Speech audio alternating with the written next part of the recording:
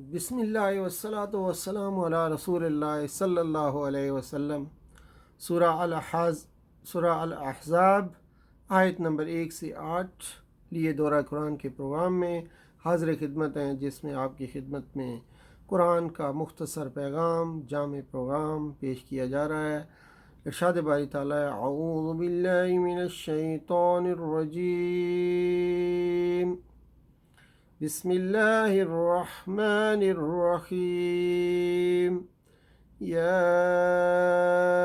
ایہا النبی اتق اللہ ولا تطع الکافرین والمنافقین ان اللہ کان علیما حکیما۔ سورہ احزاب مدنی سورہ ہے، سورہ آل عمران کے بعد نازل ہوئی۔ یہ سورہ 3 اہم واقعات پر مشتمل ہے: غزوہ احزاب، غزوہ بنی قریظہ اور نکاح زینب رضی اللہ تعالی عنہا۔ غزوہ احد 3 ہجری کی شکست کے بعد کفار مکہ کے حوصلے بہت بڑھ گئے تھے اور انہیں یہ امید پیدا ہو گئی تھی کہ وہ اسلام اور مسلمانوں کا قلع کما کر سکتے ہیں۔ ان بڑھتے ہوئے حوصلوں کا اندازہ چند واقعات سے ہو سکتا ہے جو غزوہ احد کے بعد پہلے ہی سال میں پے در پے پیش آئے۔ نجد کے قبیلہ بنی اسد کے مدینہ منورہ پر چھاپا مارنے کی تیاری اور سریہ ابو سلمہ۔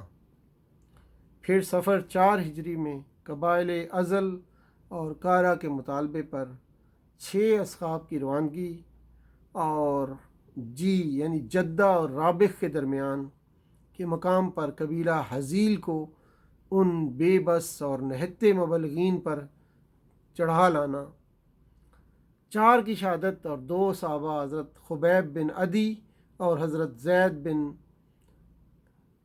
دسنہ رضوان اللہ تعالی علیہ مجمعین کی گرفتاری اور کفار مکہ کو فروخت کرنا۔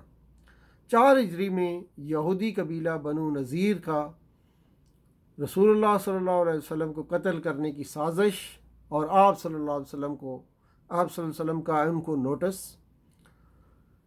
ابن ابی کی مدد کا وعدہ اور پھر غدر۔ 4 ہجری میں بنو غطفان کے 2 قبیلوں بنو سالبہ اور بنو معارب کا مدینہ پر حملے کی تیاریاں اور رسول اللہ صلی اللہ علیہ وآلہ وسلم کا ان کو روکنے کے لیے خود جانا۔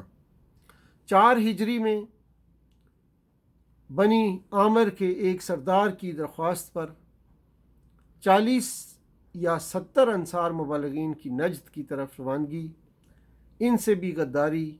بنی سلیم کے قبائل وسیہ، رعل اور زکوان کا بیر معونہ کے مقام پر ان پر اچانک حملہ اور سب کی شہادت۔ گویا غزوہ احد میں شکست سے جو ہوا اکھڑی تھی وہ مسلسل 7-8 مہینے تک اپنا رنگ دکھاتی رہی۔ غزوہ احزاب کفار کا ایک مشترکہ حملہ تھا۔ شمال سے بنو نذیر اور بنو کینکا، مشرق سے غطفان کے قبائل اور جنوب سے قریش۔ یہ ٹوٹل 12,000 کا لشکر تھا جس نے مدینہ منورہ کا محاصرہ کیا۔ حضرت سلمان فارسی رضی اللہ تعالیٰ عنہ کے مشورے سے خندق کی کھدائی، کفار کی مایوسی اور محاصرہ جاری رکھنا، پھر قریش کا بنو قریظہ کو عہد شکنی پر آمادہ کرنے کی کامیاب کوشش، اور رسول اللہ صلی اللہ علیہ وسلم کے وفد کی واپسی اور مایوسی کی خبر سے اضطراب، حملہ آوروں کے ساتھ ساز باز اور آپ صلی اللہ علیہ وسلم کو مشرکین مکہ کے حوالے کرنے کی منافقین کی تجویز۔ ان بیوتنا عورتن کا نعرہ۔ اس دوران قبیلہ غطفان کہ نعیم بن مسعود کا اسلام اور کارنامہ، غزوہ بنو قریظہ اور سعد بن معاذ کا فیصلہ، متبنی کا رواج اور آپ صلی اللہ علیہ وسلم کا حضرت زید کی متعلقہ بیوی حضرت زینب سے نکاح، پردہ کے ابتدائی احکام، ازواج مطہرات کے مطالبے سے آپ صلی اللہ علیہ وسلم کی دل تنگی اور ان کو قرآن کا چیلنج۔ حضرت زینب رضی اللہ تعالی عنہا آپ صلی اللہ علیہ وسلم کی 5ویں بیوی تھیں، اس پر پروپیگنڈا اور اللہ کی طرف سے اس کی خصوصی اجازت۔ حکمت تعدد ازواج رسول اللہ صلی اللہ علیہ وسلم، اس میں حکمت تعلیمی یعنی کہ خواتین معلمات کی تیاری اور آپ صلی اللہ علیہ وسلم کی نجی زندگی کے بارے میں مکمل معلومات کی امت کو فراہمی، اور یہ اساسی مقصد تھا۔ پھر حکمت تشریعی، جاہلیت کے بعض رسموں کو اس ذریعے سے ختم کرانا جیسے متبنہ کا رسم۔ پھر حکمت اجتماعی، سسرالی رشتے کے ذریعے بعض قبائل کے ساتھ روابط تاکہ دعوت دین کی راہیں کھل سکیں۔ پھر حکمت سیاسی کہ لوگوں کے تالیف قلب اور قبائل کو اسلامی ریاست کو کمزور کرنے کی کوششوں سے روکنا، بلکہ ان کو اسلامی ریاست کے استحکام کے لیے استعمال کرنا۔ ازواج مطہرات تک کو پردہ کا حکم اور غیر مردوں کی آمد و رفت پر پابندی۔ رسول اللہ صلی اللہ علیہ وسلم کے بارے میں پروپیگنڈوں پر سخت تنبیہ اور آپ صلی اللہ علیہ وسلم پر درود بھیجنے کی اہل ایمان کو ہدایت۔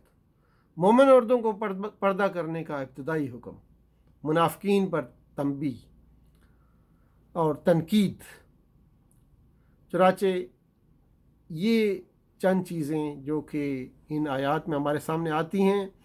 وآخر دعوانا ان الحمدللہ رب العالمین، وصلی اللہ تعالیٰ علی خیر خلقہ محمد وعلی آلہ واصحابہ اجمعین برحمتک یا ارحم الراحمین۔ والسلام علیکم ورحمۃ اللہ وبرکاتہ۔